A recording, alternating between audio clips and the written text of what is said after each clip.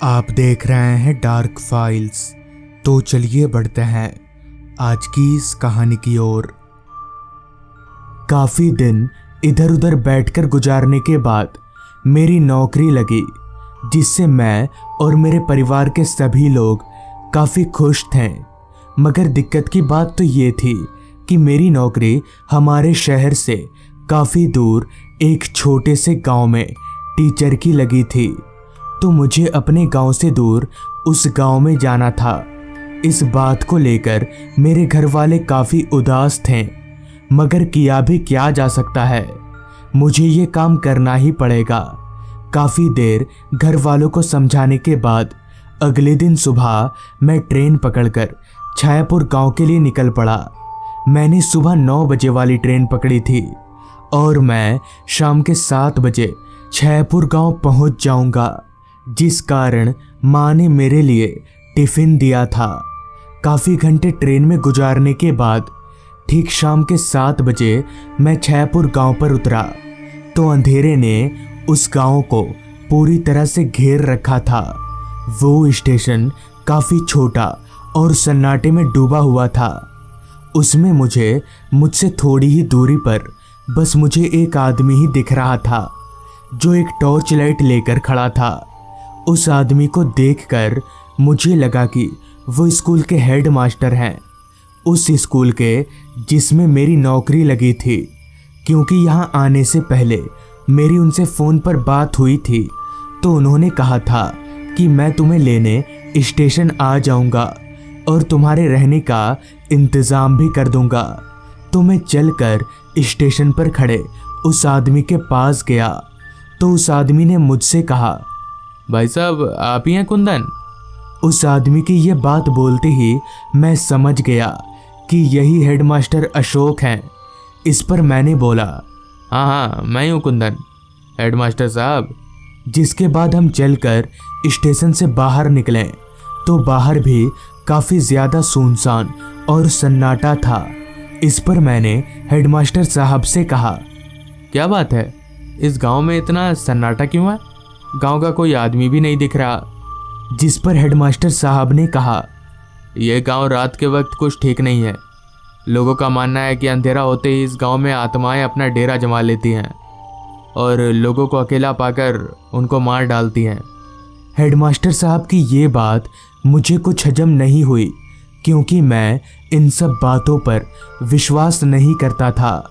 अभी हम आगे बढ़ ही रहे थे कि तभी हेडमास्टर साहब ने दोबारा कहा, तुम भी थोड़ा संभल कर रहना। इस गांव में अंधेरा होने के बाद घर से बाहर मत निकलना, और हाँ, हमेशा रात को खिड़की दरवाजे बंद कर ही सोना। बात करते करते थोड़ी दूर चलने के बाद हेडमास्टर साहब मुझे घर के बाहर ले आए और चाबी देते हुए कहा, ये लीजिए आपके घर की चाबी, और अब मैं चलता हूँ, कल सुबह आऊँगा। इतना बोलकर हेडमास्टर साहब चले गए। जिसके बाद मैंने दरवाजे पर लगे ताले को खोला और घर के अंदर गया तो घर के अंदर का माहौल काफ़ी साफ सुथरा था। ये देखकर मुझे पता चल गया कि हेडमास्टर साहब ने मेरे आने से पहले ही इस घर को साफ कर दिया है। सुबह से काफ़ी सफ़र करने के कारण अब मैं काफ़ी थक गया था, तो मैं हाथ मुंह धोकर थोड़ा फ्रेश हुआ और सीधे सोने के लिए बिस्तर पर आ गया। उस घर में एक खाट और एक टेबल को छोड़कर और कुछ भी नहीं था। अभी मैं बिस्तर पर लेटा ही था कि तभी एक झटके से मेरे कमरे की खिड़की खुल गई, मगर बाहर तो हवा चल ही नहीं रही थी।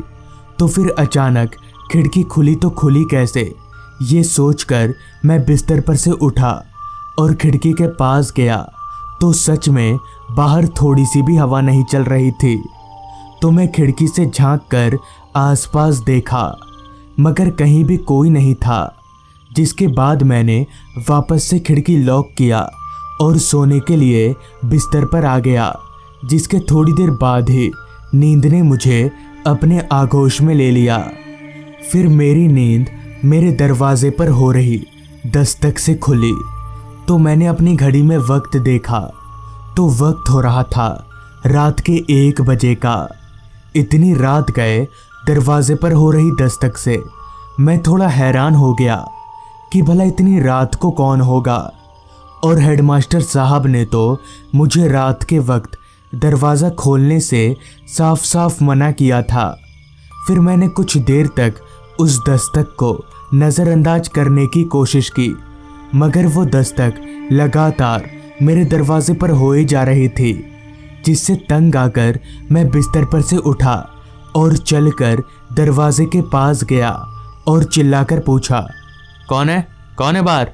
तो मेरे ये पूछने पर कुछ पल तो सब कुछ शांत रहा। फिर दरवाजे के उस पार से एक आवाज़ आई, कुंदन, मैं हूँ अशोक। उस आवाज़ को सुनकर मैं समझ गया कि ये हेडमास्टर अशोक हैं। तो मैंने झट से दरवाज़ा खोला तो बाहर हेडमास्टर अशोक खड़े थे, मगर उनकी हालत कुछ ठीक नहीं थी। उनके सर से काफ़ी खून बह रहा था। ये देखकर मैंने हेडमास्टर से कहा, क्या हुआ सर, आपको चोट कैसे लगी?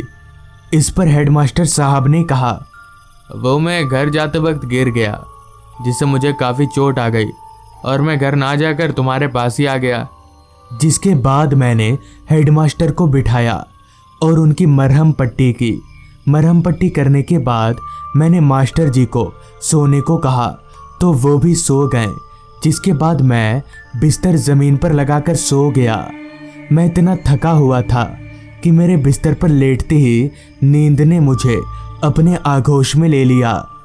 फिर अचानक मेरी आंख खुली तो कमरे के अंदर काफ़ी सन्नाटा छाया हुआ था और मुझे ना जाने क्यों काफ़ी बेचैनी सी महसूस हो रही थी। मुझे ऐसा लग रहा था कि कोई अदृश्य शक्ति मुझे अंदर से जकड़े हुए है। फिर भी मैं किसी तरह उठा और ऐसे ही पानी लाने के लिए आगे बढ़ा तो मेरी नज़र उस खाट पर गई जिस पर हेडमास्टर साहब सो रहे थे। मेरी नज़र उस खाट पर पड़ते ही मेरे एकदम से होश उड़ गए और मेरा सर घूमने लगा, क्योंकि जिस खाट पर थोड़ी देर पहले हेडमास्टर साहब सोए हुए थे, उस खाट पर अब एक कंकाल लेटा हुआ था जिसकी आंख लाल चमक रही थी। उस कंकाल को देखकर मैं जोर जोर से कांपने लगा और मुझे इस तरह कांपता देख वो कंकाल उठकर मेरे पास आ गया और जोर जोर से हंसने लगा।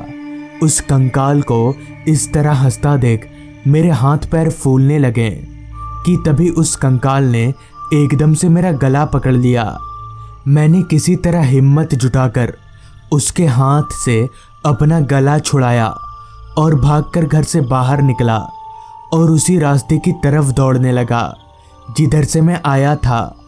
अभी मैं भाग ही रहा था कि तभी पीछे से किसी ने मेरा पैर पकड़ लिया और मुझे उल्टा घसीटने लगा। फिर जब मैंने अपनी निगाहें पीछे की ओर घुमाई तो मैंने देखा कि वही कंकाल मुझे घसीट रहा है।